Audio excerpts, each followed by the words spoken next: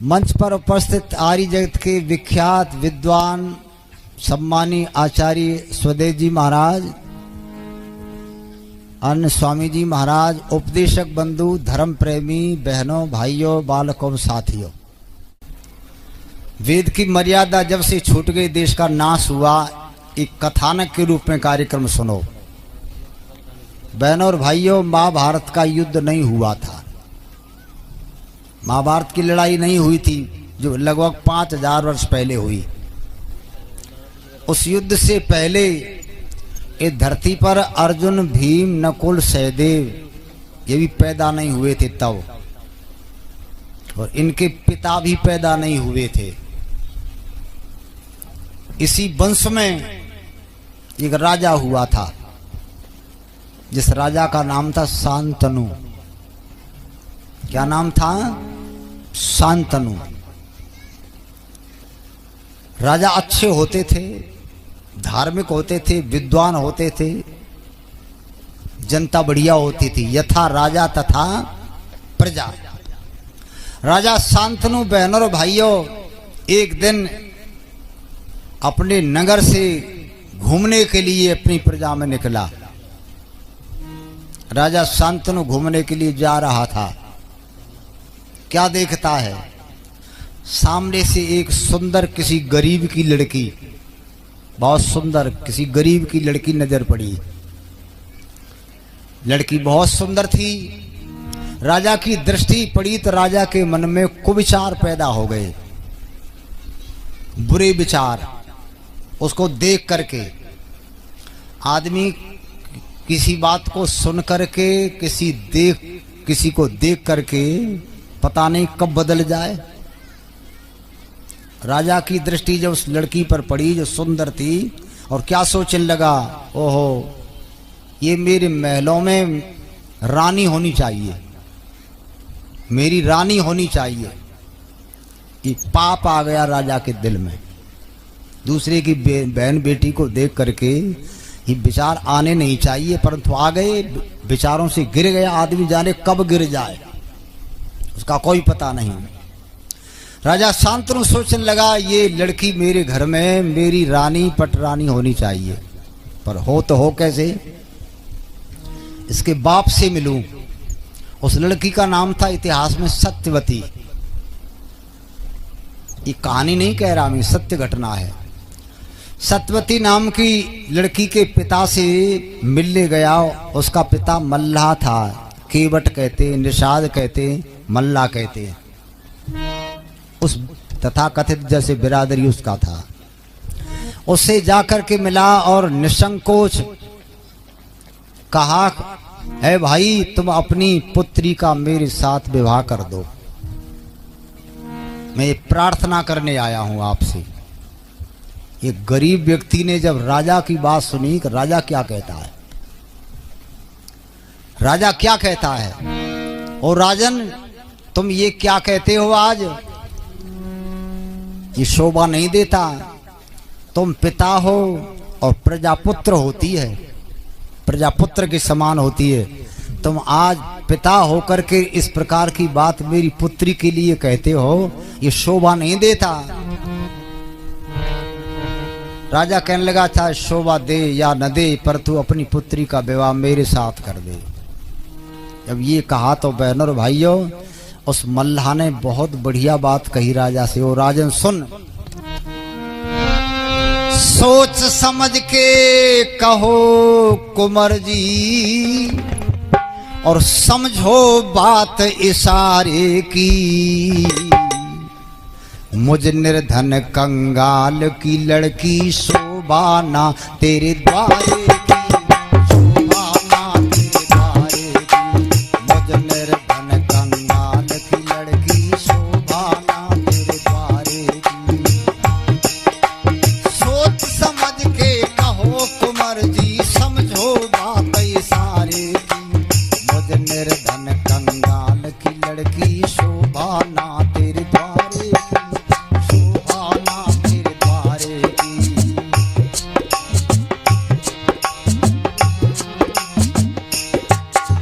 प्यार सगाई प्यार सगाई ब्याह मोहब्बत निभे बराबर बालों से। छत्रपति की शान घटे जब रिश्ता हो कंगालों से। छत्रपति की शान घटे रिश्ता हो कंगालों से। तीखे तीक्ष्ण भालों से, तीखे तीक्ष्ण भालों से ना कीचड़ उठे गिरारे की। मुझ निर्धन कंगाल की लड़की शोभा ना तेरे द्वारे की, शोभा ना तेरे द्वारे की। सोच समझ के कहो कुंवर जी समझो बातें सारी की। मुझ निर्धन कंगाल की लड़की शोभा ना तेरे द्वारे की, शोभा ना तेरे द्वारे की। क्या कहा उस मल्लाह ने? राजा क्या कहते हो? प्यार सगाई ब्याह और मोहब्बत चार चीज बराबर वालों से अच्छी लगती हैं। हमारा तुम्हारा मेल नहीं है। मैं गरीब हूं और तुम राजा हो। मैं तुमसे रिश्ता जोड़ूं, संबंध करूं तो दुनिया ये कहेगी राजा की रिश्तेदारी कहां, राजा की रानी कहां की? कब झोंपड़ी में रहता है वहां की। तो राजा तेरी शान घट जाएगी। दुनिया ये कहेगी राजा को यही रिश्तेदारी मिली, तुम्हारी शान घट जाएगी। परंतु बहनों और भाइयों, राजा तो अंधा हो रहा था।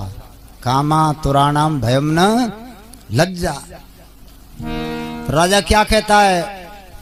ओ बंधु, शान ना घटेगी मेरी, मेरी शान ना घटेगी, तू कर दे संबंध।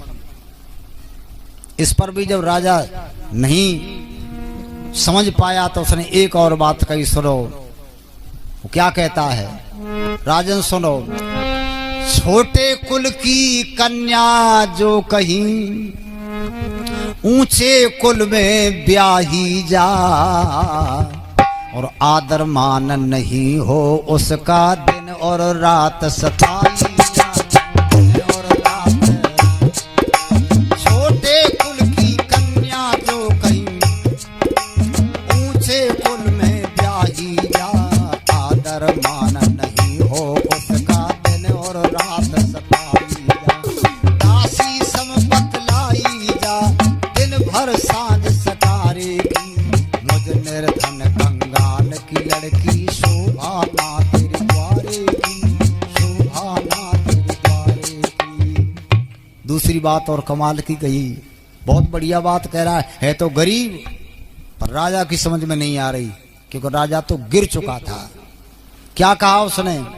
छोटे कुल की कन्या ऊंचे कुल में ब्याही जाती तो उस लड़की का सम्मान नहीं होता, वहां उसको दासी समझते हैं।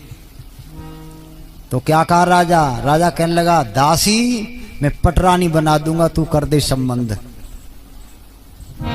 तू कर दे संबंध, पटरानी बना दूंगा। उसने फिर एक बात और कही, राजन सुनो, राजन पहली रानी से जो पुत्र देवव्रत बलधारी, और वही आपके राज काज का निश्चय होगा अधिकारी, निश्चय होगा अधिकारी। वही आपके राज काज निश्चय होगा। राजन पहली रानी से जो पुत्र देवव्रत बलधारी, वही आपके राज काज का निश्चय होगा अधिकारी। इसमें बसना चले तुम्हारा रीत चली ये आती है, बिना मेल के, बिना मेल के संबंधों को दुनिया बुरा बताती है, दुनिया बुरा बताती है। सुनकर बात तुम्हारी राजन समझ नहीं कुछ आती है, बिना मेल के रिश्ते को दुनिया बुरा बताती है, दुनिया बुरा। क्या कहा उस मुल्ला ने को? राजन सुन, मैं अपनी लड़की का संबंध कर दूं, तुम कहते पटरानी बना दूंगा, पर तुम्हारी पहली रानी से एक लड़का है, उस लड़के का नाम है देवव्रत। क्या नाम? जो आगे चल करके भीष्म पितामह कहलाया है। यही लड़का भीष्म पितामह कहलाया था। और राजन आपके एक लड़का है पहली रानी से, उसका नाम देवव्रत है, और मैं अपनी लड़की का संबंध कर दूं तो मेरी लड़की से जो लड़का होगा वो राज्य का अधिकारी ना बनेगा, उसे राज्य ना मिलेगा।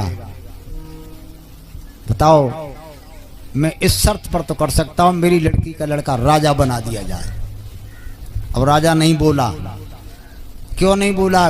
उनके परिवार में बड़े कोई राज्य मिलता था। निराश होकर के राजा घर आया, घर बैठा है उदास। लड़का देवव्रत आ गया। देवव्रत ने कहा, पिताजी उदास क्यों? तो बेटा विवाह करना चाहता हूं। तो विवाह? फिर विवाह करना चाहता हूं और तू उसमें अड़चन है बीच में। तो मैं कैसे अड़चन? लड़का कहने लगा, मैं आपके विवाह में अड़चन कैसे?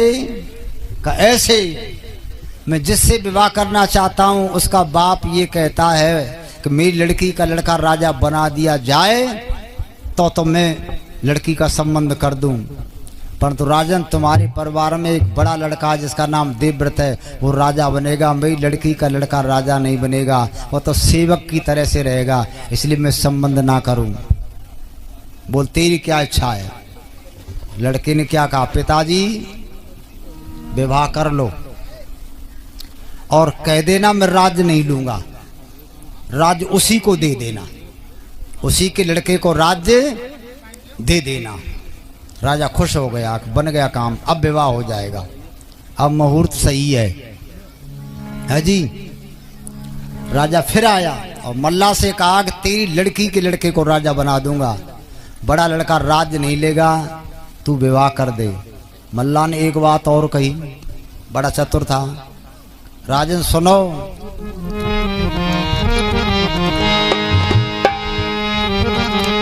आप कहें मैं सत्यवती के सुत को भूप बना दूंगा और बड़ा पुत्र ना गद्दी मांगे उसको यूं समझा दूंगा। बड़ा पुत्र ना गद्दी मांगे उसको मैं समझा दूंगा। लेकिन आगे एक समस्या और मुझे दिखलाती है, बिना मेल के रिश्ते को दुनिया बुरा बताती है। सुनकर बात तुम्हारी राजन समझ नहीं कुछ आती है, बिना मेल के रिश्ते को तो दुनिया बुरा बताती है। क्या कहा मल्ला ने? आप कहते हैं मैं उस लड़के को राजा न बना करके तेरी लड़की के लड़के को राजा बना दूंगा। ये ठीक है, तुम बना दोगे मेरी लड़की के लड़के को राजा, परंतु आगे एक समस्या और है। वो लड़का राजा तो नहीं बनेगा, राज्य नहीं लेगा। अब समस्या क्या है? तो क्या कहा मल्ला ने, सुनो। आगे चलकर दोनों की संतानन हरगिज मानेगी और गद्दी के हित आपस में वे खूब लड़ाई ठानेगी। गद्दी के हित आपस में खूब लड़ाई ठानेगी। कब नर देव नाश हो कुल का रीत चलिए आती है, बिना मेल के रिश्ते को तो दुनिया बुरा बताती है, दुनिया बुरा बताती है। सुनकर बात तुम्हारी राजन समझ नहीं कुछ आती है, बिना मेल रिश्ते को दुनिया बुरा बताती है, दुनिया बुरा। क्या कहा मल्ला ने? सुनो राजन, मेरी लड़की के लड़के को तुम राजा बना दोगे और वो बड़ा लड़का राज्य लेगा नहीं, परंतु आगे चल करके उसकी संतान होगी और इसकी संतान होगी, तो उसकी संतान इस संतान से राज्य को छीन लेगी। राजा ने कहा, भाई अब क्या करूं? अब वहां तक की गारंटी कैसे लूं? राजा मजबूर हो गया। राजा मजबूर हो गया तो फिर आया भीष्म पितामह, जिसका नाम देवव्रत था। बेटा विवाह तो वो कर देगा, और ये उसने स्वीकार कर लिया, तेरे भी स्वीकार कर लिया कर राजा उसी को बना देंगे, तू राज नहीं लेगा, परंतु तेरी संतान उसकी संतान से आगे चल करके राज ले लेगी। लड़के ने क्या कहा देवव्रत ने, पिताजी तुम विवाह कर लो, मैं गद्दी लूंगा नहीं, और मेरी संतान राज क्या लेगी, मैं विवाह ना करूंगा। तुम विवाह कर लो, मैं विवाह नहीं करूंगा। महाभारत के युद्ध से पहले बाप ने विवाह किया, बेटा ने मना कर दिया, जबकि विवाह के लायक बेटा था। बाप को विवाह नहीं करना चाहिए, बेटा का होना चाहिए था, पर तुम बाप ने विवाह कर लिया, और बेटा ने प्रतिज्ञा कर ली न विवाह करूं न राज लूं। अच्छा हो गया विवाह, सत्यवती से विवाह हो गया राजा शांतनु का, और बुढ़ापे में हुआ। अब संतान क्या हुई, संतान इनके हुए चित्र विचित्र, नाम सुना है आपने, इतिहास में सुनाते, वो भी कमजोर हुए। बुढ़ापे की संतान कमजोर बीमार, उनका कोई विवाह न करे, ये ऐतिहासिक घटना है। उनका किसी ने विवाह करने के लिए कोई तैयार नहीं हुआ। भीष्म ने सोचा, जो बड़े लड़के ने व्रत ले लिया था, ना विवाह करूं ना राज लूं, उनका ये मेरे भाई हैं, पीछे जो आई है मेरी मौसी चाची उसके हैं, और ये कमजोर हैं, विवाह इनका होगा नहीं, वंश खत्म। तो क्या कहा, उसने विचार किया, तो वो भीष्म देवव्रत जीत करके किसी राजा की 3 लड़की लाया, और 3 लड़की लाया तो इन दोनों के साथ विवाह करा दिया। अंबा, अंबिका, अंबालिका, तीनों के साथ विवाह हो गया। तीनों का इनके साथ विवाह हो गया। अब ये कमजोर, विवाह तो हो गया, कमजोर का विवाह नहीं करना चाहिए, पर कर दिया भाई वंश चलाने के लिए। थोड़े दिन के बाद ये दोनों सर्वमयी पूर्ण गुण स्वाहा, दोनों खत्म। अब रानी रह गई, वंश कैसे चले, एक बड़ी समस्या आ गई भाई। सत्यवती ने क्या कहा भीष्म से कि बेटा सुन, ये तेरे भाई थे, तेने इनका विवाह करा दिया, ये थे कमजोर, संतान हुई नहीं, ये मर गए और वंश खत्म। माता जी फिर मैं क्या करूं, कि एक काम कर, अभी जो पत्नी है इनको तू अपने घर रख और संतान पैदा कर, वंश चला। उसने कहा संतान हो या न हो, वंश डूबे चाहे तरे, मैं ना करूं, मैं तो व्रत ले चुका हूं। कहिए तो फिर वंश खत्म का, तेरा वंश खत्म हो जा, मैं अपने व्रत नहीं तोड़ूंगा। उसने विवाह उनसे संतान पैदा नहीं की। अब कैसे हो, तो देवव्रत ने कहा मां सुन, तू जहां से आई है वहां से एक संतान पैदा करके छोड़ आई है, एक संतान पैदा करके छोड़ आई है, वो भी तो तेरा बेटा है, उसको बुला ले और उनसे इनका नियोग करा दे। तो उसको बुलाया, उसका नाम क्या था, व्यास। व्यास को बुलाया गया और व्यास से नियोग किया गया, और नियोग किया तो इनके 2 संतान हुई। एक के तो ऐसा हुआ जिसका बाजार बंद, अंधा, और एक रोगी जिसका नाम पांडु। ये महाभारत के युद्ध से पहली घटना है।